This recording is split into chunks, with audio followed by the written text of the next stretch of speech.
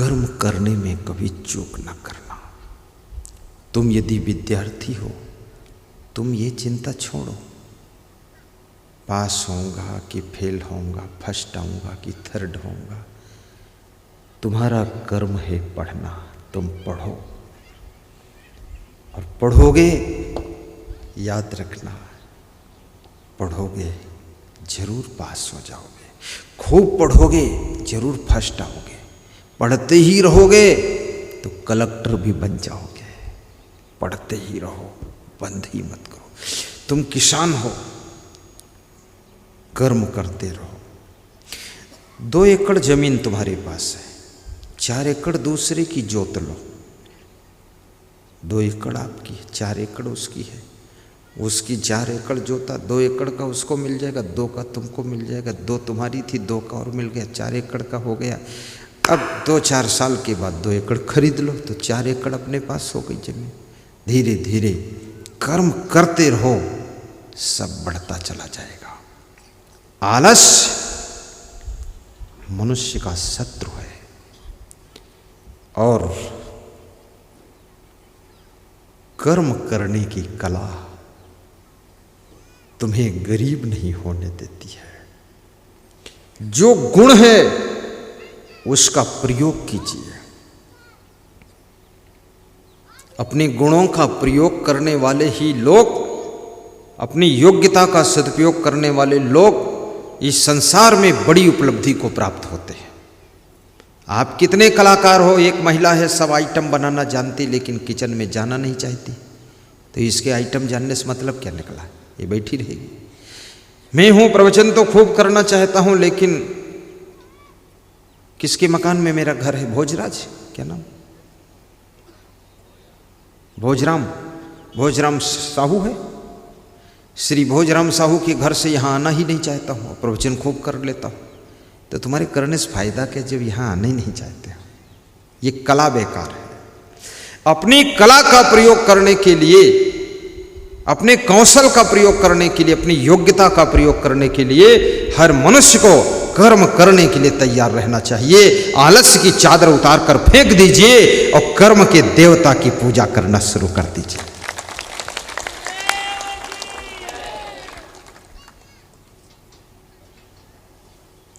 कुछ कर्म करो, कुछ कर्म करो, जग में रहकर कुछ धर्म करो।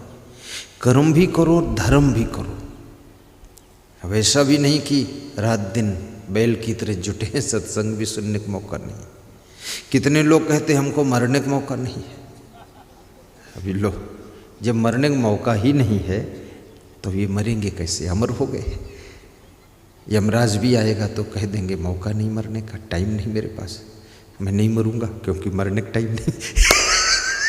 क्या लोग फालतू बात। अरे जब एक शराबी शराब पीने के लिए टाइम निकाल लेता है, 6 घंटे नशे में पड़ा रहता है, उसके लिए टाइम निकाल लेता है, जुआ खेलने के लिए टाइम निकाल लेता, धन निकाल लेता है, और ताश खेलने वाला ताश खेलने के लिए, कबड्डी खेलने वाला कबड्डी खेलने के लिए सब टाइम निकाल लेते हैं। व्यभिचार के लिए टाइम निकाल लेते हैं। घूमने वाले, होटलों में सैर करने वाले टाइम निकाल लेते हैं। तो क्या आप सत्संग के लिए टाइम नहीं निकाल सकते? भक्ति के लिए टाइम नहीं निकाल सकते? और प्रवचन कराने के लिए टाइम नहीं निकाल सकते? ये कुकर्मों के लिए धन निकाल कर लगा देते हैं, तो क्या तुम धर्म के लिए धन नहीं निकाल सकते? क्यों नहीं निकाल सकते? धर्म तब कमजोर हो जाता है जब धर्म के मानने वाले धर्म की रक्षा करने में कमजोर हो जाते हैं। पूरी ताकत के साथ धर्म की रक्षा कीजिए। धर्मो रक्षति रक्षिता। पहले तुम धर्म की रक्षा करोगे, फिर धर्म तुम्हारी रक्षा करेगा। पहले तुम वृक्ष लगाओगे और वृक्ष की रक्षा करोगे, फिर वृक्ष तुमको छाया देगा, तुम्हारी रक्षा करेगा। वृक्ष लकड़ी देगा, वृक्ष फल देगा, और वृक्ष सौंदर्य देगा, वृक्ष ऑक्सीजन देगा। ऑक्सीजन ही जीवन है, तो वृक्ष तुमको जिंदगी देगा। लेकिन वृक्ष की रक्षा करोगे तब तुम्हारी जिंदगी की रक्षा वृक्ष करेगा। ये धर्म एक वृक्ष है, इसकी रक्षा करना पड़ता है। यदा यदा ही धर्मस्य ग्लानिर्भवति भारत।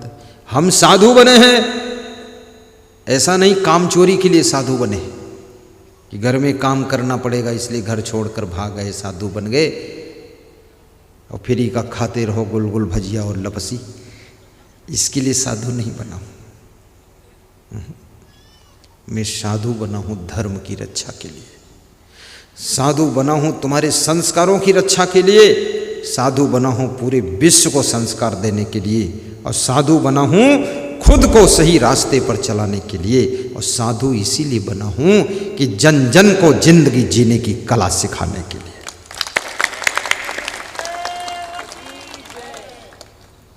अगर ये मेरा उद्देश्य ना होता ना तो मैं नेपाल बॉर्डर से इधर नहीं आता। इधर बहुत मेहनत है सब देशों में जाना, वहाँ बहुत आराम है, टाइम पर खा लो सो जाओ। तो ये तो टाइम पर तो पशु पक्षी भी खा लेते हैं, टाइम पर सो जाते हैं, इसमें कौन बहादुरी का काम है। टाइम से 1 घंटा ज़्यादा जो काम करे उसी का नाम तो मनुष्य है। टाइम टू टाइम बताते, टाइम टू टाइम।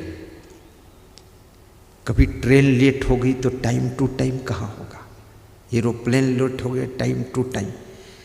जब लेट हो गया, मैं तो ये सोचता हूँ कोई काम लेट हो जाए तो लेट तक कर दो, और लेट हो गया तो लेट में लेट जाओ, और लेट में लेट हो तो लेट में उठ जाओ। फिर क्या फ़र्क, 1 घंटा ज़्यादा सो लोगे, कौन लफड़ा। किसी का प्रचार मत करो कितने बजे उठता हूँ, सो लो आधा घंटे और, लेट में सोए थे। हाँ, लेकिन कभी कभी रात में ही काम होता है। ट्रेनें रात में चलती हैं, एरोप्लेन रात में चलते हैं, लोगों को जागना पड़ता है। रात में काम कर लो तो दिन में थोड़ा सो लेना, कोई बात नहीं है। लेकिन तुम सोचो हम दिन ही में ट्रेन पकड़ेंगे, दिन में जाती नहीं, वो रात में ही जाती है। मैं हांगकांग गया, वहाँ रात में ही हवाई जहाज जाता है। 6-7 घंटे चला तब हांगकांग पहुँचा। अब रात की ही यात्रा थी। अब मैं कहूँ दिन में ही जाऊँगा तो दिन में जाता नहीं, तो बैठे रहो इंडिया में। फिर कभी कभी और टाइम भी काम कर लेना चाहिए। अचानक आपकी वाइफ बीमार हो गई, आपका हस्बैंड बीमार हो गया, आपके फादर मदर बीमार हो गए, आपकी सासू बीमार हो गई, टाइम टू टाइम थोड़े चलेगा। ये आकस्मिक घटना है, फट से उनको ले जाओ हॉस्पिटल, इलाज कराओ, ट्रीटमेंट करो, रात भर जागना पड़े तो जागो। ऐसी इमरजेंसी सेवा अगर मिल जाए तो उसको स्पेशल ऊर्जा खर्च करके सेवा संपन्न करना चाहिए। ऐसे तो सभी करते हैं, लेकिन इमरजेंसी में सेवा करो। नर हो न निराश करो मन को, निराश मन होना, डिप्रेशन में मत जाना, उदास मत होना। कुछ हो ना हो तुम्हारे पास, यदि खुशियां हैं तुम्हारे पास तो सब कुछ होने वाला है तुम्हारे पास। याद रखना, फूल परवाह नहीं करता है कि मैं जंगल में हूँ कि बगीचे में हूँ, किसी के घर के गमले में हूँ, कोई चिंता नहीं। जहाँ है वहीं वो खिल जाता है, और खिलते ही मधुमक्खी आ जाती है, तितलियाँ नाचने के लिए आ जाती है, और भंवरे वहाँ गीत गाने के लिए आ जाते हैं। फूल को परवाह नहीं है, केवल खिलने की चाह होती है, इसलिए वो उसका खिलावट देखकर सब आ जाते हैं। तुम खिलो तो सही, कुछ करना शुरू करो तो सही, सब कुछ होने वाला है। चिंता मत करो, टेंशन मत किया करो, ये भी मत सोचा करो अपनी फैमिली को मैं ही चला रहा हूँ। ये तो तुम्हारे बाप भी सोच रहे थे, वो चले गए, फैमिली फिर भी चल रही।